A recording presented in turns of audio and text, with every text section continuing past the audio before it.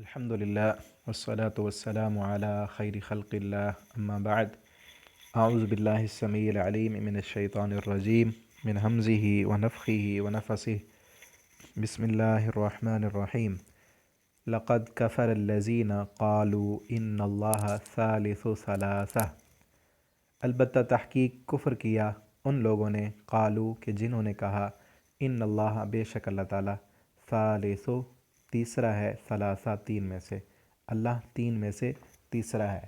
پچھلے سبق میں ہم نے یہودیوں کا ایک عقیدہ پڑھا تھا کہ انہوں نے کہا ان اللہ والمسیح ابن مریم، مسیح بن مریم جو ہیں وہ اللہ ہیں۔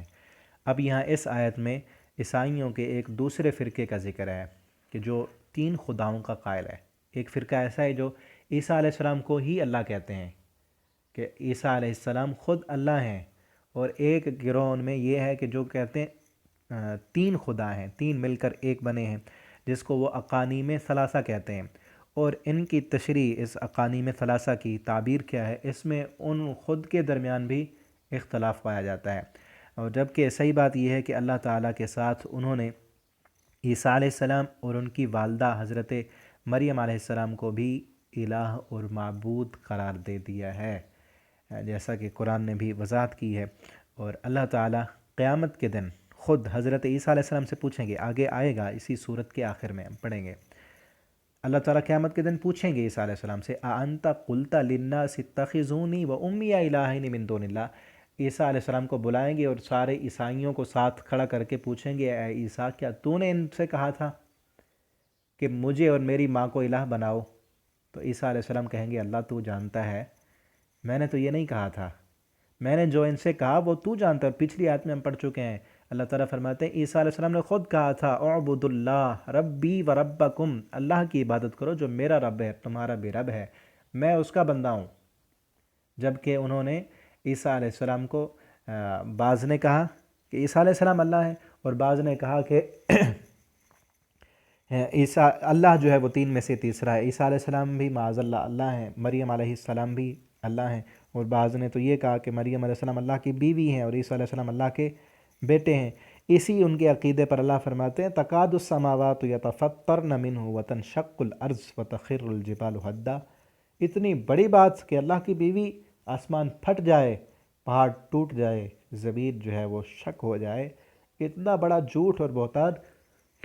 اور انہوں نے کہا کہ عیسیٰ علیہ السلام جو ہے وہ اللہ تین میں سے تیسرا ہے، تین اللہ ہیں۔ اور وما من، اور آگے اللہ نے وضاحت کی وما من الہ، اور نہیں ہے کوئی الہ الا مگر الہ واحد، وہ الہ ایک ہی الہ ہے۔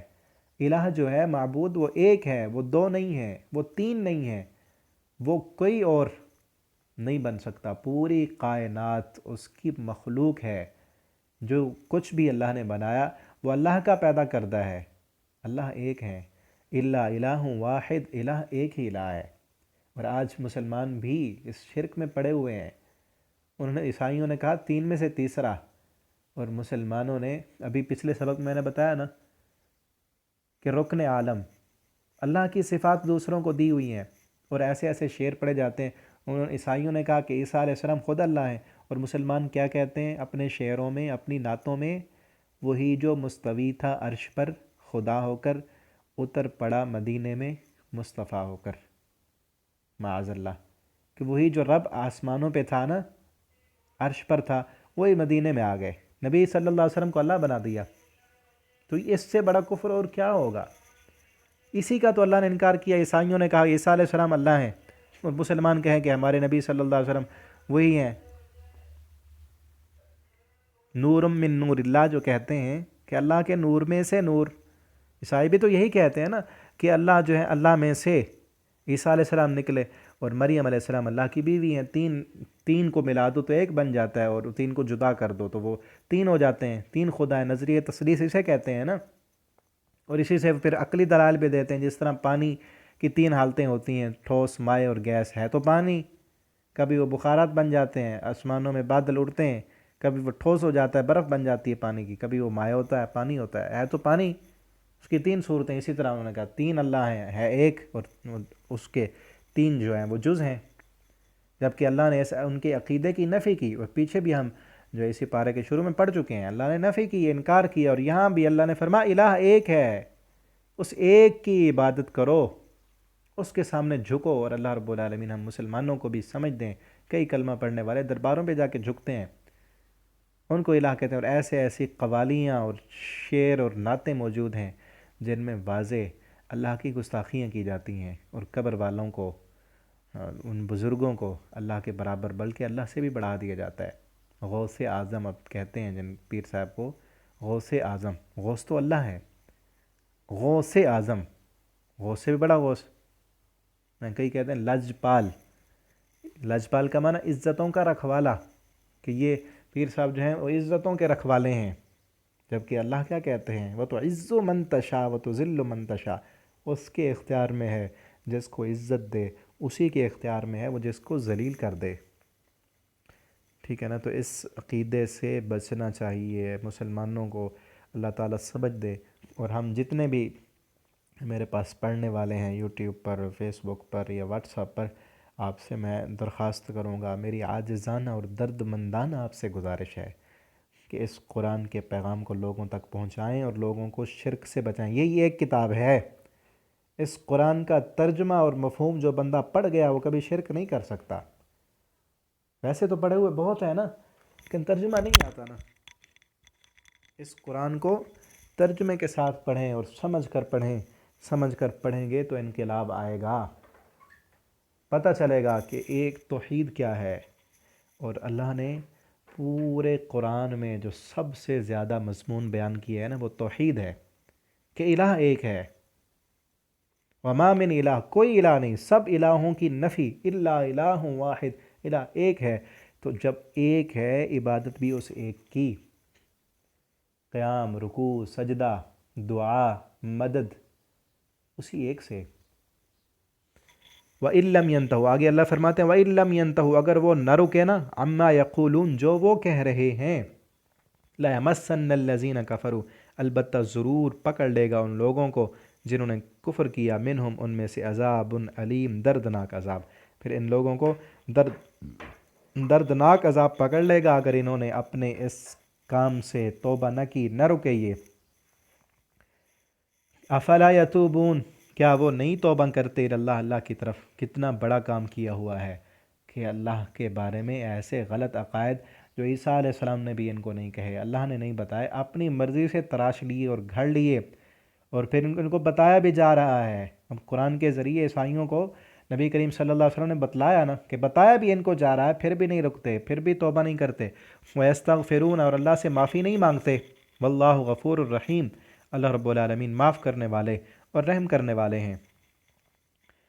مل مسیح ابن مریم، اب یہاں مزید وضاحت کی جا رہی ہے۔ مل مسیح، نہیں تھے مسیح بن مریم، الا رسول، مگر رسول، رب کے رسول تھے، وہ رب کے بیٹے نہیں تھے، وہ الہ نہیں تھے، وہ اللہ نہیں تھے۔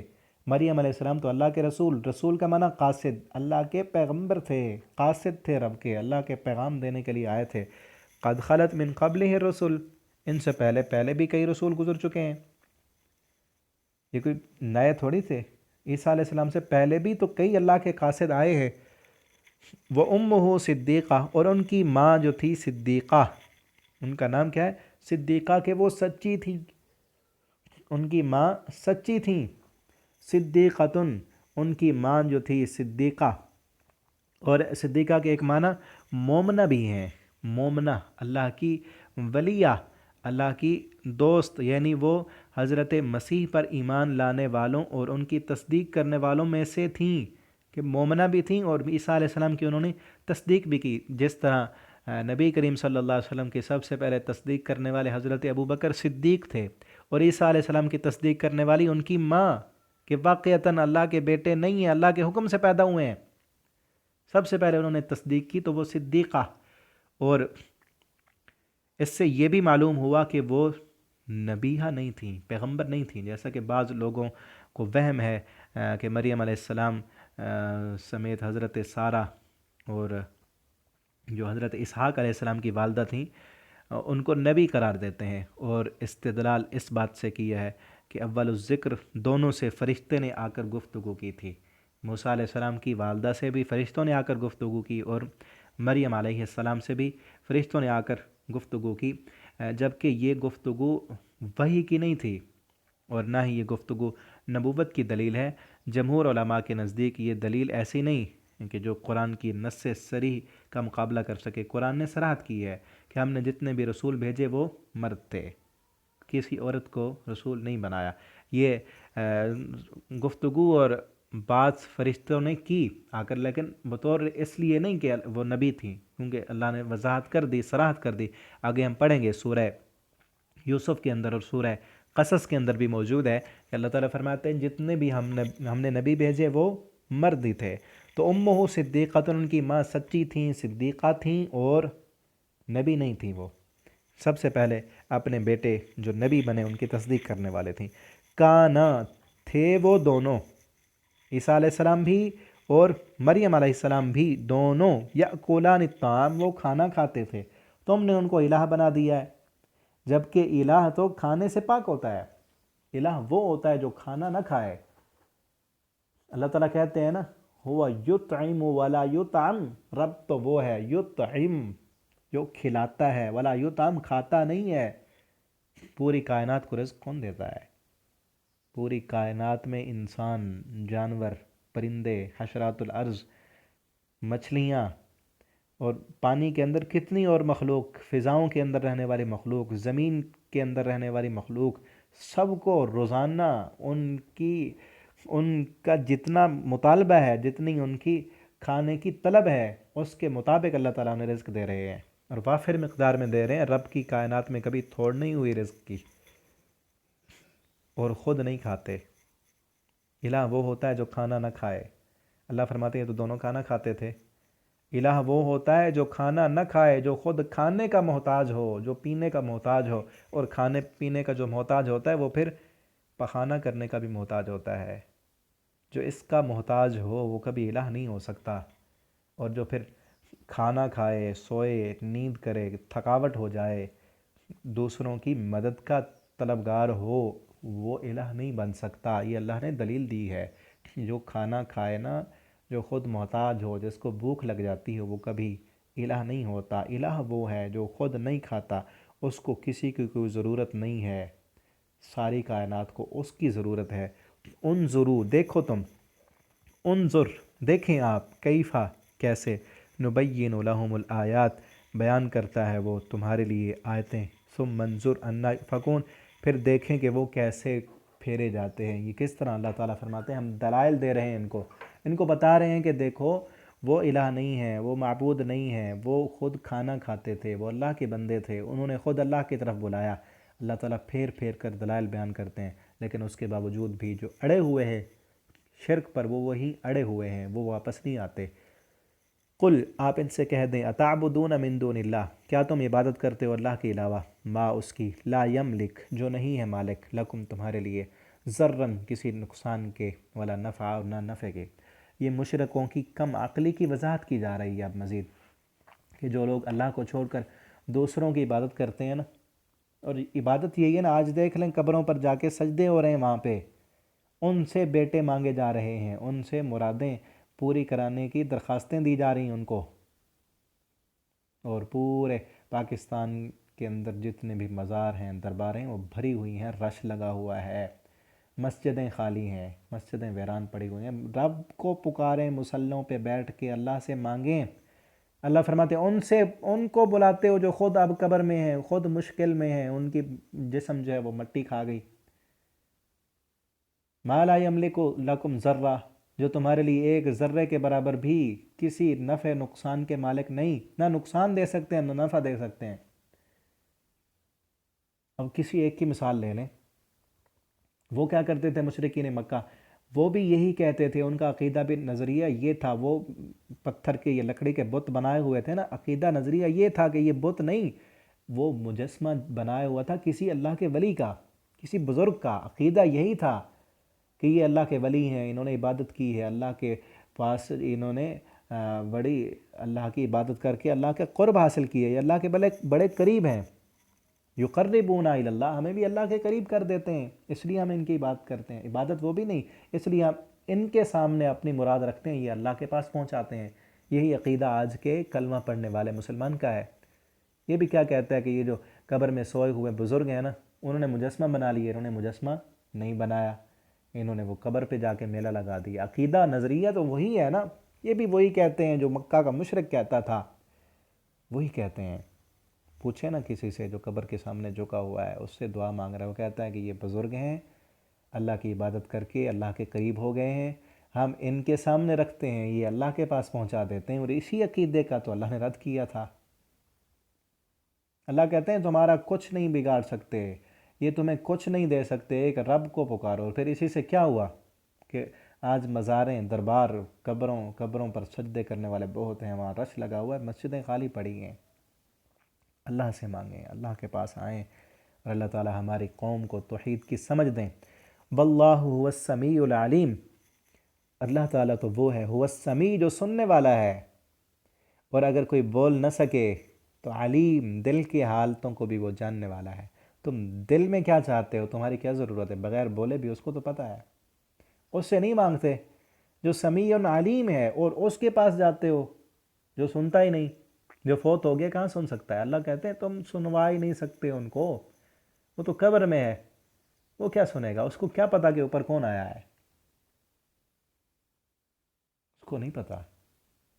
تو جو سننے والا ہے، اور کتنی جو ہے وہ آج جہالت کی انتہا ہے، جہالت کی انتہا، کہ ایک انسان جو سمیع علیم ہے، علیم بذات الصدور ہے، رزاق ہے، پوری قوتوں اور قدرتوں اور طاقتوں کا مالک ہے، انسان اس سے نہیں مانگتا، وہ خود دینے کے لیے آتا ہے۔ رات کے آخری پہر اللہ تعالیٰ خود بلاتے ہیں میرے بندے آ جا، انسان اس سے نہیں مانگتا۔ اور جو قبر میں ہے، جس کو قبر کی مٹی کھا گئی، اس کی ہڈیاں بھی ختم ہو گئی، ٹھیک ہے وہ بزرگ تھے، وہ نیک تھے، اس کی قبر پہ جا کے رو رہا ہے۔ اور ایسے کلپ میڈیا پہ موجود ہیں، میں نے دیکھا فیس بک پہ اگلے دن، پیر عبد القادر جیلانی، ان کی دربار پہ، ان کی قبر پہ جو ہے وہ لوگ گئے ہوئے ہیں، سبز پگڑیاں انہوں نے باندھی ہوئی ہیں، اور وہاں جا کے وہ کہہ رہے ہیں پیر صاحب آپ کی دربار پہ بندہ آیا ہے، خالی چلا گیا تو لوگ کیا کہیں گے، ہم خالی نہیں جائیں گے، میری جھولی بھر دو۔ اب وہ کہاں سن سکتے ہیں، وہ تو خود اللہ کے پاس پہنچ گئے۔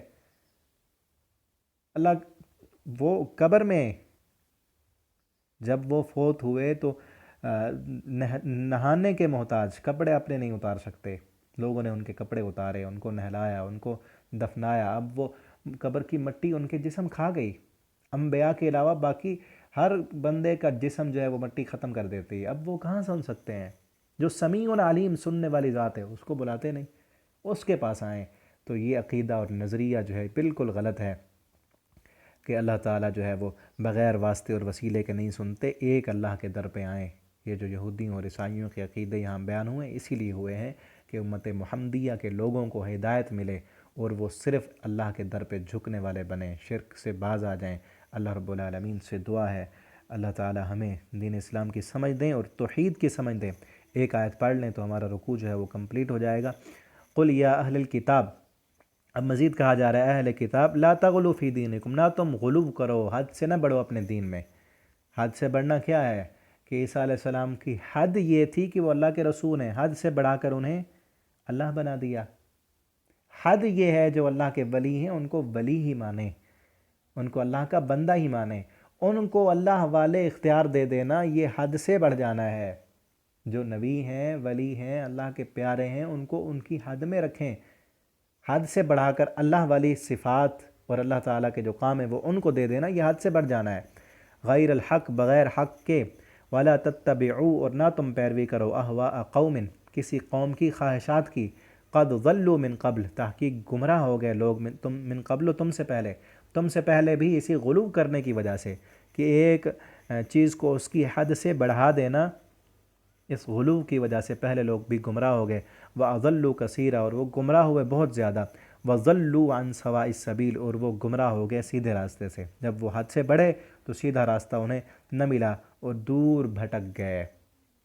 اللہ تعالیٰ سے دعا ہے اللہ تعالیٰ ہمیں قرآن کریم کو پڑھنے، سمجھنے اور اس کے مطابق زندگی بسر کرنے کی توفیق دیں۔ والسلام علیکم ورحمۃ اللہ وبرکاتہ۔